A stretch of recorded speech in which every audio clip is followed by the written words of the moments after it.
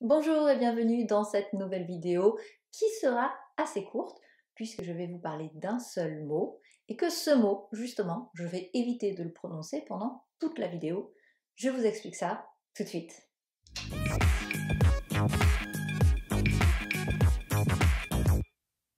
Alors je vous le dis tout de suite, ça ne va pas être une vidéo super facile, surtout pour moi, pour la tourner, mais j'espère qu'elle aura du sens et qu'elle vous plaira. Et surtout qu'elle vous aidera au moment où vous aurez besoin de parler anglais, surtout avec des natifs. C'est là qu'elle va être le plus utile. Donc avant d'en venir à ce mot qui est le point central de la vidéo, j'aimerais revenir sur la notion de la grossièreté et de la vulgarité dans les langues étrangères. Quand on apprend une langue étrangère, pour une raison que j'ignore, que ce soit via les natifs ou autres, c'est très souvent les gros mots qu'on va apprendre en premier. Donc les natifs vont vouloir, pour s'amuser, j'imagine, nous apprendre les gros mots. Certains vont demander à les apprendre. Quoi qu'il arrive, il y a malgré tout un gros problème de perception de la vulgarité et de la grossièreté dans les langues étrangères. Parce que, comme ça n'est pas notre langue, ce qu'on apprend c'est un mot. C'est juste un mot. On n'en ressent pas la véritable valeur. On n'a pas conscience de l'impact de ces mots dans leur langue. Et c'est bien là tout le problème. Bien évidemment, les films, les séries ne nous aident pas beaucoup. Donc le mot dont on va parler aujourd'hui est particulièrement présent dans certains films et certaines séries anglophones. Après, ça dépend un peu de ce qu'on regarde. Les sitcoms, pas du tout, pas tellement. Mais d'autres séries, oui, beaucoup. Et ça peut donner l'impression que certains mots, qui sont des gros mots, c'est de la vulgarité, c'est de la grossièreté, certains mots sont utilisés de façon totalement légère, extrêmement courante et limite comme de la ponctuation. Et en réalité, non, pas du tout. Les gros mots ont un poids, ils ont une valeur, une signification, et quand on pense à tous ceux qui existent déjà dans la langue française, il y aurait plus ou moins une possibilité de les classer selon l'impact que ces mots vont avoir sur la personne à qui on les dit. Ou même si on les dit de façon générale, quelle va être la perception des autres sur nous, notre langage, notre personnalité et notre façon de nous tenir en public. Donc il y a malgré tout une certaine valeur sur les gros mots. Ils ne sont pas tous égaux et ils ne sont certainement pas équivalents à n'importe quel mot du vocabulaire. Donc quand on apprend une langue étrangère, c'est bien de les connaître, comme ça on comprend ce qui se dit, mais ça ne veut pas dire qu'on peut les utiliser à tout va comme si de rien n'était, sans même prendre conscience de ce qu'on dit. C'est là tout l'intérêt de cette vidéo, c'est de vraiment mettre en avant ce mot qui commence par un F.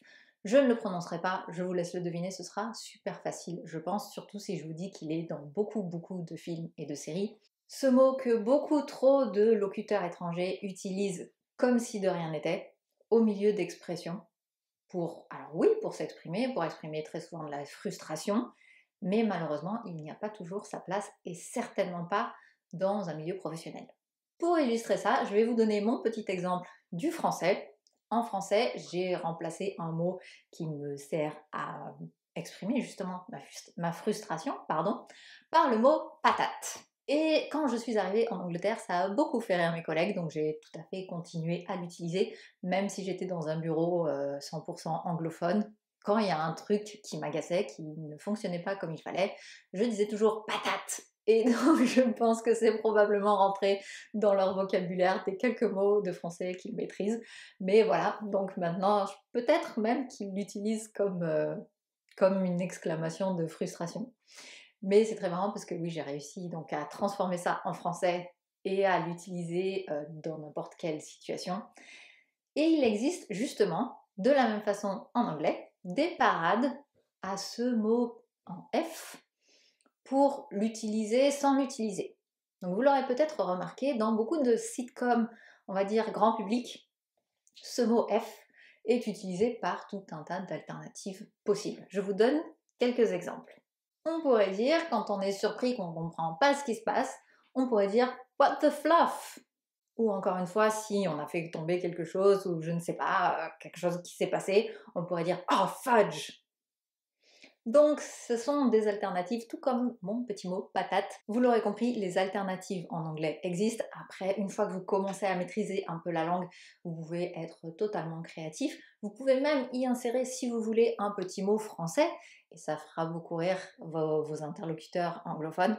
Quoi qu'il arrive, les anglophones eux-mêmes utilisent ces alternatives pour ne pas avoir à utiliser ce mot en F qui est particulièrement vulgaire, qui est dans vraiment le top là-haut. Donc on a ce mot en F et un autre mot en C que je ne prononcerai pas du tout, mais qu'il faut vraiment retirer de notre vocabulaire. On sait qu'il est là. Si vraiment quelqu'un le dit, on va le comprendre, mais ça n'est vraiment pas un mot à garder pour exprimer de la frustration. C'est vraiment pas un mot à prendre à la légère. D'ailleurs, pour dire à quel point les anglophones eux-mêmes n'aiment pas utiliser ce mot, même quand ils vont relater un événement, ils ne vont jamais le prononcer. Donc, ce mot-là, en anglais, s'appelle the F word. Donc, on ne le prononce pas pour parler de lui. The F word. Et celui en C, the C word. Donc, ces deux mots-là sont extrêmement importants, extrêmement puissants, et on évite de les prononcer même si c'est pas dans une expression. Une autre façon d'en parler, c'est le F-ing. Donc, on dirait par exemple le mot jurer, swearing. Swearing, c'est dire beaucoup de gros mots. Quand c'est dire beaucoup de fois ce mot en F, on va tout simplement dire F-ing, effing. Par exemple, there was a lot of effing last night. Donc, on suppose qu'il y a eu une discussion, un argument, un problème la nuit précédente, et que ce mot en F a été très utilisé. There was a lot of effing last night. Voilà donc cet aperçu de ce mot auquel je vous recommande de prêter attention quand vous l'utilisez. Je vous rappelle, c'est un peu dans le même principe que la vidéo que j'avais faite sur le I don't mind, I don't care, qui n'ont pas du tout la même valeur. Ici c'est du puissance 12. Faites très attention à l'usage de ce mot. Je vous mets un lien dans la description vers une page qui propose des alternatives. Après, à vous de voir lesquelles vous parlent. Justement, le fudge, le fluff, c'est comme vous aimez. Trouvez une alternative, faites-la rentrer dans votre vocabulaire. Et si vraiment il y a un truc qui vous frustre, faites en sorte que ce soit cette alternative qui sorte naturellement. C'est tout pour aujourd'hui. J'espère que cette vidéo vous a plu. Si oui, un petit pouce vers le haut, pensez à vous abonner à cette chaîne. Je vous invite aussi à rejoindre le groupe Facebook qui s'appelle J'améliore mon anglais avec Séverine Domise. Je vous mets aussi le lien dans la description de cette vidéo. Allez faire un petit tour sur langonaute.com si vous avez besoin d'aide pour apprendre l'anglais. Il y a des tas de ressources, des tas d'aides tout simplement.